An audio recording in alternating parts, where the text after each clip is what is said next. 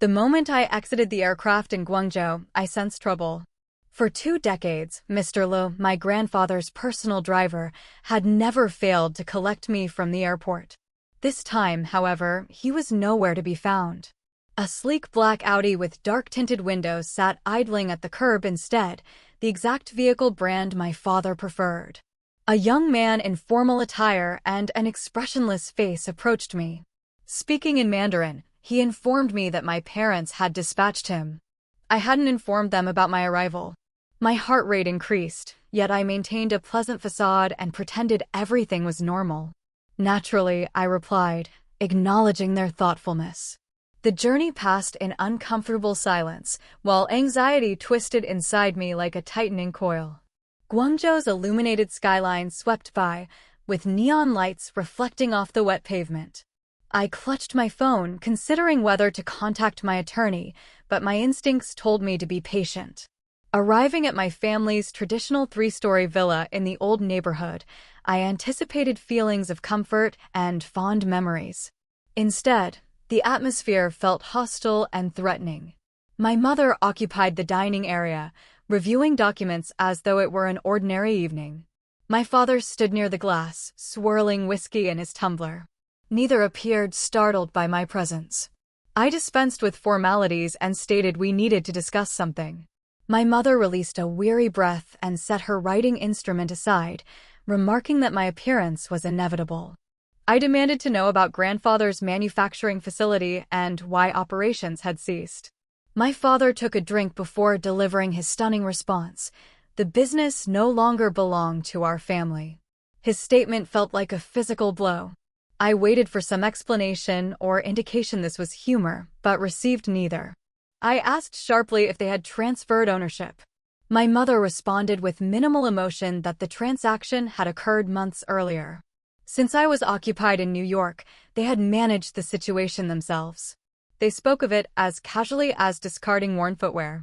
I attempted to remain composed and pointed out they lacked authority to make such a decision. My father countered smoothly that while I had inherited it, they managed operations. The business was struggling, and they acted in everyone's best interest, he claimed. I questioned sarcastically whose interests they actually served. Silence followed. I retrieved my grandfather's testament from my pocket, the authentic, notarized, and sealed document. After numerous readings, I knew every asset bore my name, with no provisions granting them decision-making power. I placed the document on the table, stating it contradicted their claims. My mother barely acknowledged it and suggested I consult their legal representative. There was the evasion I expected, the corporate manipulation. I leaned forward with a quiet but firm voice and agreed to meet their lawyer, but warned them that if their actions were unlawful, they would forfeit far more than just the manufacturing facility. My father's demeanor grew hostile, yet he remained silent. I pivoted, collected my jacket, and departed. The black Audi remained outside, but I refused to enter it this time. I had formed my own strategy, and my attorney had uncovered something unexpected. I bypassed their lawyer initially. That would have meant playing by their established rules, and I had no desire to enter a predetermined trap. Instead, I visited Mr. Loy. He was far more than my grandfather's chauffeur. He was my grandfather's most trusted confidant. If anyone possessed knowledge about the factory's true situation, it was him. His residence was located in Guangzhou's older district, nestled in a peaceful lane decorated with hanging lanterns. Upon opening the door, his eyes widened in recognition. He admitted he anticipated my visit, but expected it sooner. His words stung like an accusation. I questioned whether he had prior knowledge. Mr. Lo exhaled deeply and invited me inside. His modest home was immaculate, with photographs of my grandfather adorning the walls. He revealed he recognized something was amiss the day the sale was announced. My parents had terminated half the workforce before finalizing any paperwork, offering no compensation or justification. I tensed as he continued, explaining they had portrayed the business as financially troubled. He questioned their narrative, suggesting it was false. I asked how he could be certain. Mr. Le held my gaze before crossing the room to a cabinet, from which he produced an aged metal container and positioned it between us. The key was already inserted in the lock, which he turned. Inside lay a collection of documents. He explained he had preserved what he could and handed me a folder containing financial documentation and purchase orders. The factory had been generating profits even in its final months. I examined the pages, growing increasingly distressed with each figure. The factory hadn't been declining, it had been flourishing. Mr. Lowe stated quietly that they intended to sell before I could assume control. I clenched my teeth, realizing my parents hadn't simply sold what was mine, they had deceived me about their motivations. I inquired about the purchaser. Mr. Lowe paused, noting the situation was complex. I looked up questioningly. He produced another document, not a sales agreement, but a partnership contract. I scanned the names and discovered something shocking. My father hadn't merely sold the business, he had transferred it to someone he was financially indebted to. The name was both familiar and completely unexpected, causing my blood to freeze. I rose to my feet, gripping the paper firmly. I declared I needed to meet with this lawyer, but now my purpose extended beyond reclaiming my factory. I needed to discover what predicament my father had involved himself in. Sleep eluded me that night as my mind worked to assemble the pieces of this betrayal like reconstructing broken glass. My parents hadn't just stolen from me, they had exploited my grandfather's life achievement to settle an obligation. The name on that agreement was Jiang Wei, officially a businessman but truly a predator. He didn't acquire companies through normal means, he consumed them, extracted their valuable parts, then rebranded the remains under his expanding empire. He didn't simply want my grandfather's facility, he desired his entire legacy. And my father had handed it over willingly. By morning, I sat opposite my parents' attorney in a glass-enclosed office in Guangzhou's business center.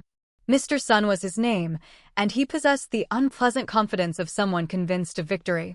He clasped his hands on the desk with a smile, noting my parents had informed him of my concerns. I placed the contract before him, identifying it as my specific concern. His smile persisted. He acknowledged the sales document. I corrected him. It was an unlawful sales document. His eyebrow twitched slightly. He insisted the transaction was completely legitimate. I leaned forward, questioning why my grandfather's testament prohibited such a sale. I anticipated hesitation or uncertainty, but instead he sighed as though addressing an uninformed child. He admitted a clause existed in the will, but claimed my parents acted under emergency provisions. The company faced risks, granting them legal authority. I interrupted, insisting they possessed no such authority. I presented the will copy my lawyer had sent the previous evening. Mr. Sun scarcely examined it, claiming testaments are open to interpretation. I suppressed my frustration beneath the table. This was their strategy, entangle me in legal complications until I either surrendered or abandoned the fight. Then he did something that infuriated me further, he smiled. He claimed to understand my distress, but maintained my parents acted necessarily. I forced myself to breathe calmly before asking about Jiang Wei. That question unsettled him. He asked me to clarify. I indicated the contract, questioning whether my father owed Jiang money. Silence confirmed my suspicion. I demanded a meeting. Mr. Sun laughed dismissively, doubting Jiang Wei would agree to meet me.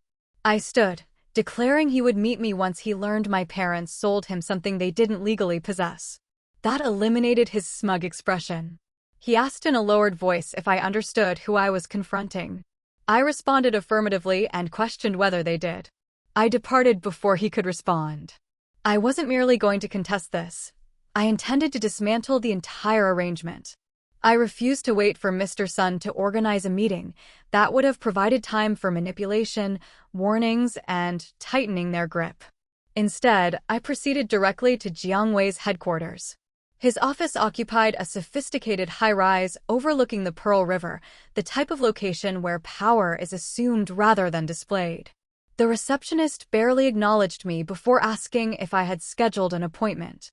I replied negatively but instructed her to mention the Guangzhou factory he had recently acquired. That captured her attention. Her fingers paused over the keyboard as she stated he was unavailable. I smiled confidently and said I would wait. She began to protest, but then something changed. Footsteps approached, controlled and purposeful. I turned to find Jiang Wei himself standing in the executive lounge entrance, observing me with curious interest. He appeared younger than anticipated, perhaps late 40s, wearing an expensive dark suit. He granted me 5 minutes. I followed him into his expansive office, with floor-to-ceiling windows showcasing a view that demonstrated dominance. He gestured towards seating, but I remained standing. I stated my purpose regarding my grandfather's factory sale. He sat, adjusting his cufflinks, and corrected me, calling it my parents' factory. I placed the will on his desk, asserting it was mine. He glanced at it with indifference, questioning whether I had traveled this distance to show him a document. I informed him the sale was fraudulent. That gained his attention. His fingers tapped the desk as he noted the seriousness of my accusation. I clarified it wasn't an accusation but a fact. I explained my parents lacked legal authority for the sale, meaning he didn't possess ownership. Silence followed, then he laughed slowly, as though I had delivered an amusing joke. He questioned whether I believed a testament would stop him. I remained composed, suggesting a lawsuit would. He smirked, noting lawsuits require time, financial resources, and influence, all of which he possessed abundantly. He questioned my resources. I tensed as he tilted his head, asking if my father had informed me. The hairs on my neck rose as I asked what he meant. Jiang leaned back, clearly enjoying this, and revealed my father hadn't merely sold the factory to resolve debt. He had offered it before experiencing financial difficulties. My stomach dropped. I shook my head in disbelief. The factory was profitable, why would he sell it? Then understanding struck me forcefully. My father hadn't sold the factory out of necessity, he had sold it deliberately because he never intended for me to possess it. Jiang observed the realization dawning on my face and smiled. He confirmed this was never about debt, it was about excluding me. I stood there with clenched fists and racing pulse. Jiang folded his hands and questioned what I would do now that I knew the truth. I lacked an immediate answer, but I was determined to find one. I exited Jiang Wei's office feeling as though the foundation had been removed beneath me. My father hadn't been coerced into this arrangement. He had orchestrated it deliberately and systematically. He had chosen to strip away my inheritance, erase my grandfather's legacy, and ensure I received nothing. Jiang Wei was merely fulfilling his role, observing from the position of power my father had essentially granted him. I gritted my teeth in determination. This wasn't how things would end. I refused to surrender and allow them victory. I required leverage. By the time I reached Mr. Li's residence, my head throbbed with tension. I knocked twice before he answered, his eyes searching my face. He stated it wasn't a question. I had discovered something. I entered and explained that Jiang had revealed the sale wasn't about debt. My father never wanted me to control the business.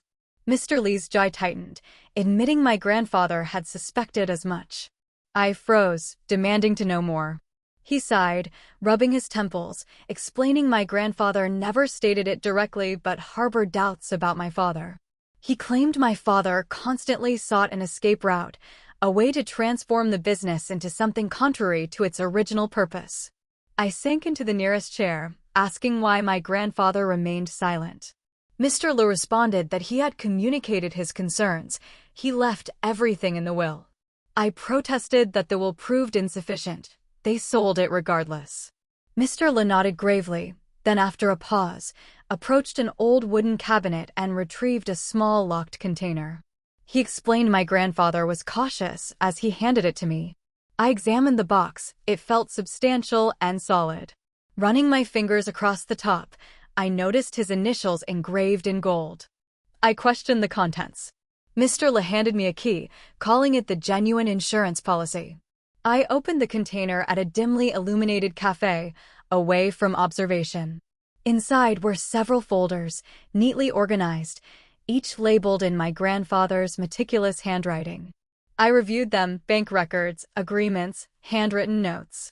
Then I found it, a second contract that superseded the sale my parents had executed. I scanned the document as my heart accelerated. It was signed, stamped, and legally valid. My grandfather had anticipated this betrayal and ensured there was a method to reverse it. I gripped the paper as adrenaline surged through me. I finally possessed something concrete that could dismantle this entire arrangement. I grabbed my phone and contacted my lawyer, asking if she trusted me. After a pause, she questioned whether she needed to ask. I responded positively because we were about to initiate a conflict. I avoided home that night. It was no longer secure.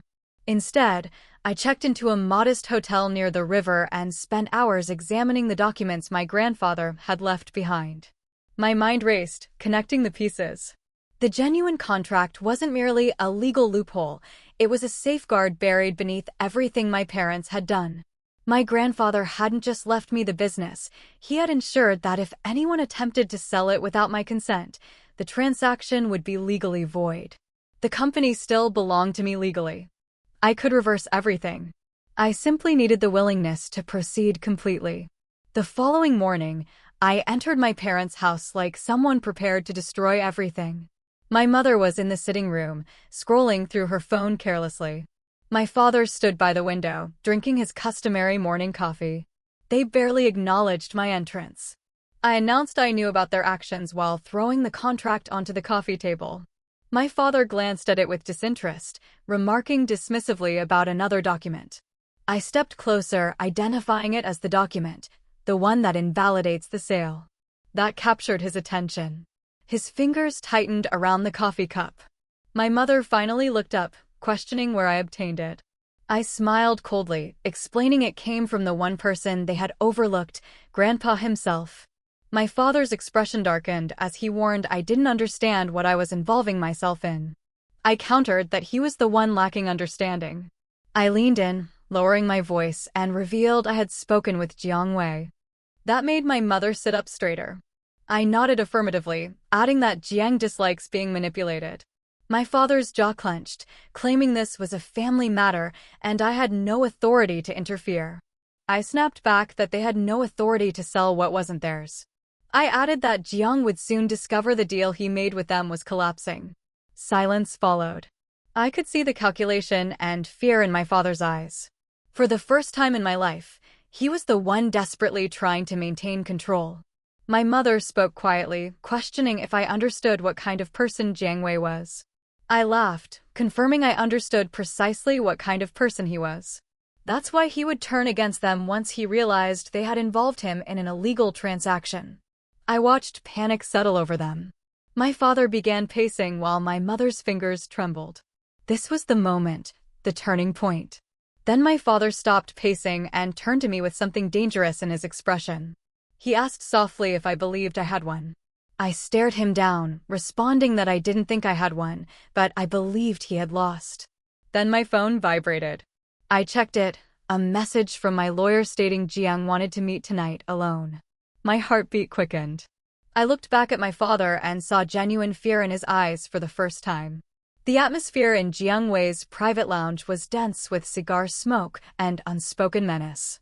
The location wasn't truly a restaurant, it was where transactions occurred and power changed hands. Several men in suits occupied nearby tables, pretending not to eavesdrop. Jiang sat across from me, relaxed, sipping tea as though this were routine business. But I could see in his eyes he was deciding whether to collaborate with me or destroy me. He finally spoke, noting my bravery in coming alone. I met his gaze, acknowledging he requested the meeting so we should discuss matters. He smirked, suggesting we talk about how my father deceived him. I exhaled, maintaining steadiness, and explained my father hadn't just lied, he sold something he didn't own. I asked if he understood the implications. Jiang studied me momentarily, then carefully placed his cup down, acknowledging he had a problem, and he disliked problems. I nodded, suggesting we resolve it. His expression remained unchanged, but I sensed the shift, a test. He questioned whether I was asking him to abandon a deal worth millions. I leaned in, clarifying I was asking him to support the legitimate deal. Jiang raised an eyebrow. I produced my grandfather's authentic contract and placed it on the table, explaining it nullified my father's deal. Legally, the factory still belonged to me. But I didn't simply want to reclaim it. I paused before delivering the crucial point. I wanted a partner. Silence followed, then the slightest flicker of interest appeared in Jiang's eyes. He questioned whether I wanted him as a partner. I nodded, explaining my grandfather built something exceptional, but I recognized it needed evolution. I didn't just want to manage it, I wanted expansion. And he was the type of person who understood how to achieve that. I could see him now calculating, weighing risks and rewards. Jiang Wei didn't care about my family drama, he cared about power and opportunity. And I had just presented him with one. Finally, he smiled, noting I was more intelligent than my father. I smirked, responding that wasn't a particularly high standard. Jiang chuckled, then leaned back, stating hypothetically he was interested, what would happen to my father? I met his gaze directly, stating that was his decision. Jiang studied me, then slowly nodded, saying he appreciated me because I understood how to play the game. He extended his hand. I shook it, and instantly my parents were finished. By the time I departed Jiang Wei's lounge, the city felt transformed, sharper, as though the air itself had shifted in my favor. I had just accomplished what my father never could. I had made an arrangement with Jiang on my terms. And now my parents were about to experience what losing everything felt like. I provided no advance warning. I wanted them to feel the impact. When I returned to their house the following morning, my father was already on the phone, pacing frantically. My mother sat rigidly on the couch, eyes fixed on the contract I had left the previous night. They understood. I took my time preparing tea, savoring the silence before delivering the devastating news. I announced I had spoken with Jiang. My father stopped pacing. My mother finally looked up. I continued, stating he was displeased. Apparently, people dislike being dragged into illegal transactions. My father's face had gone pale. He asked what I had done. I smiled, explaining I had done what he should have. I had made an offer. He shook his head, almost laughing, claiming I didn't understand what I had entered into. I countered that he was the one lacking understanding. I leaned in, explaining that Jiang and I now had an arrangement. He was supporting me. The factory belonged to me again. Silence followed, then my father's voice dropped, claiming I didn't understand how business functioned.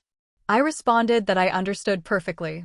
I understood he had sold out his own father's legacy because he feared being overshadowed. His jaw clenched, but he didn't deny it. I turned to my mother, stating she had allowed this. They both had. Her lips pressed together, but she maintained eye contact. I exhaled, letting the weight settle. I declared it was finished. They had lost. My father scoffed, attempting to regain control, questioning whether I believed Jiang Wei was my friend. He predicted Jiang would destroy me. I smirked, acknowledging that possibility, but at least I was participating in the negotiations. He had no response remaining. I finished my tea, set the cup down, and turned to leave. But before departing, I glanced back and added one final detail. Jiang was sending someone over later, and they should be home for that visit. My father's face went slack. My mother inhaled sharply. I didn't wait to observe the consequences. I had a factory to operate.